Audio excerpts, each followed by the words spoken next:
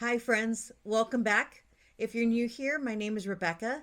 I am documenting my time on Zepbound. I'm currently on 5 milligrams and I'm on a journey for better health. If you want to follow along, you hit subscribe and that would help me out a lot.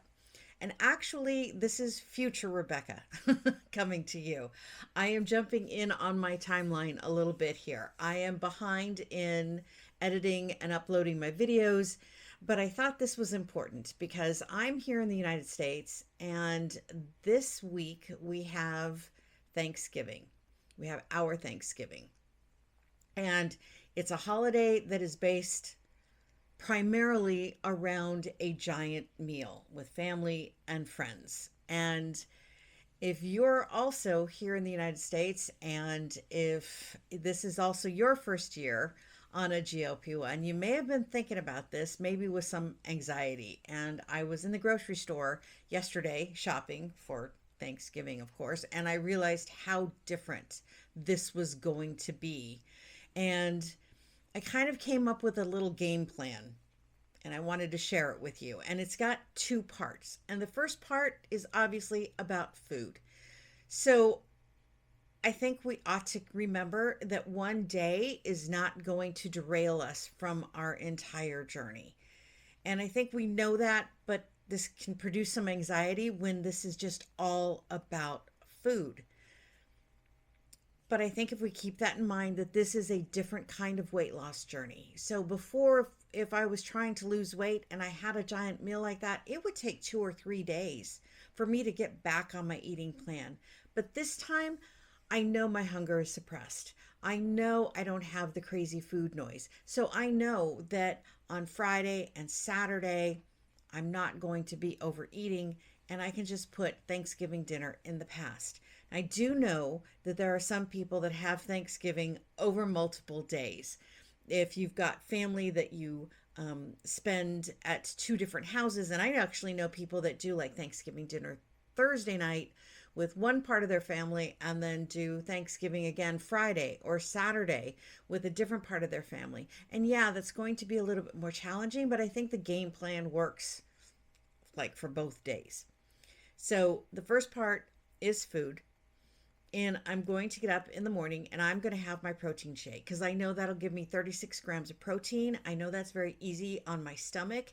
And just in case I overeat a little bit later on in the evening, I haven't started early with putting something in that's going to make me feel uncomfortable or full. But for you, that breakfast might look a little bit different. But I think if you lead with protein, so for you, that might be a couple of eggs and some avocado toast or something. But whatever you normally like to eat for a good breakfast, I would suggest that you start your day off that way. And then going into the meal, obviously, is where our anxiety comes from.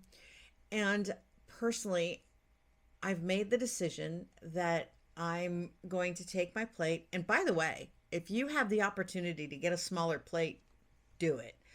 We set all the plates out and so everybody has the same size. So I'm still going to have the same size plate, but I'm first going to put my protein on the plate. We're going to have ham and we're going to have turkey, and I'll probably get a little bit of both. And then I'm probably going to limit myself to 3 sides, which is going to be hard to do. But beyond that, instead of putting like a huge mound of stuffing on my plate or a huge mound of vegetables, I'm going to take about 3 bites worth of like 3 sides and put that on my plate. And then I won't feel guilty if even I don't finish that.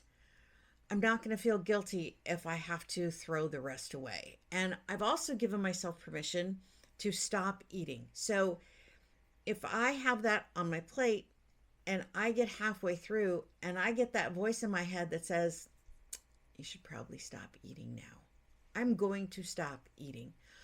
That's not the night that I want to risk feeling very uncomfortable. I don't want to start feeling very uncomfortable right after I eat and then not enjoy the rest of the evening with my family. So I have given myself permission to stop eating at no matter what point I may still have some food on my plate. That might work for you. and I hope it does. The other thing is that, if there's something that that's going to be there that you are going to want to eat, but it kind of upsets your stomach, then take with you those things that you use. So I was watching Tamara on, I wrote it down. Her channel is called Tamara GLP-1 with me. I'll link it below. And she went to a friend's house a week or two ago, I don't remember, and they were going to have pizza, and she knows that upsets her stomach. So she took some Pepto chewable tabs, and I think she just put them in a little baggie and maybe kept it in her purse or something. And she had some before, and I think she had one afterwards or whatever, and so she didn't have a problem. So if there's something that helps you get through a really heavy meal, or something that is going to be at Thanksgiving dinner that doesn't necessarily agree with you, take what you need to get through that. And it might be Pepto chewables, it might be Tums. So I've heard some people talk about what are they called? Digestive enzymes. I've never tried those. I don't know how well those work, but if those happen to be working for you, then take some with you. If you don't want to put it in your pocket or in your purse, leave it in the car and go get it in the car if you need that, if you're going to somebody else's house, right? I suggest, though, you don't try anything new for Thanksgiving dinner when you're with family and friends. I wouldn't want to risk something like that. But if there's something that's working for you, take it with you. Nobody cares. Really, nobody cares. And it might do you some good. And the other thing, or prong two, I guess, would be, or part two, I guess, would be family and friends. Because this is a different life for us. And a lot of families have that food pusher. Somebody that says, oh, you have to have more of this, or you have to have some of this, or you have to have some of this. And they're going to be wanting to push food on you. And I think going into that with a game plan, because you know your family, if somebody's like that, having a game plan ahead of time can reduce that anxiety and probably help you deal with it maybe a little bit better than if it just takes you by surprise. So keep in mind that you have the permission to say no. It is your body. It is whatever you choose to eat or choose not to eat. You have absolute permission. If you need it from me, then I'm giving it to you. You have permission to tell your mom, no, I'm not going to eat that tonight. Thank you. And move on. And it's going to be hard, especially with that person, because they love you and they want you to have a good experience with whatever food they're trying to give you. But the truth is, it might not be worth risking getting sick over, because our digestive system is slower, and eating heavy foods and eating a lot more food is gonna make us sick, at least for most of us. And so we just have to keep that in mind. And they may be wanting to do something wonderful for us, but we know our bodies. And, the same thing, especially with dessert. So I'm planning to eat dessert, but I'm planning to have just a little piece of pie or cake. I mean, it depends on what's there. I'm not positive. We'll see. Because other people bring things to my house. So we'll see. And I'm planning to have a little bit, but not a lot. And and if somebody's like, oh, you have to try this apple pie, you have to try, this chocolate cake or whatever. And I really didn't want it. I think I would say something like, oh, sure, I'll have a bite of yours. And then maybe they'll stop pushing it on you. I don't know. Maybe that's too rude. But it's something I would probably do.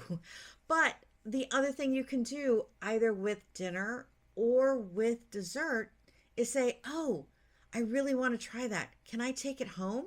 I'd like to have it for tomorrow. And just having, I think, little things that you can think of that are diversions, or little things where you can just sort of diffuse that insistence on you eating something right now, might help you get through that evening. Because the point is that we're supposed to be enjoying our time with our family and friends. We're supposed to be enjoying our meal. And it's unfortunate if somebody feels like they have to, oh my goodness, I think I have dog hair. Um, it's unfortunate if somebody thinks they have to push food on you, but it's their way of showing love. And along those lines, dealing with family and friends, I'm not sure that Thanksgiving dinner would be the time to share with people that you're on a GLP-1 journey. The reality is this is your business, this is your health, this is your body. You don't have to share it if you don't want to. And if you do want to, I would just be prepared to defend it, because there is the possibility of somebody that loves you very much has been on TikTok, has been on Instagram, and they've seen these horrible things about Ozempic and how, you're gonna lose all of your muscle mass and you're gonna die of a heart attack by Christmas, right? And they're not saying this probably to be mean. They're saying it because they love you. And if you're prepared for that and you want to defend this and you want to explain to them what you're going through, absolutely do it. If you don't feel that you're prepared to do that and you don't want to do that, you don't have to. It's very personal, and you don't have to share what you don't want to share about your health. So, I'm going to try to wrap this up now. I've probably already been too wordy, which is a talent of mine. And and I want us all to have a happy Thanksgiving, and I hope you do too and enjoy it. And I will talk to you next week and tell you how it went for me. Thank you. Bye.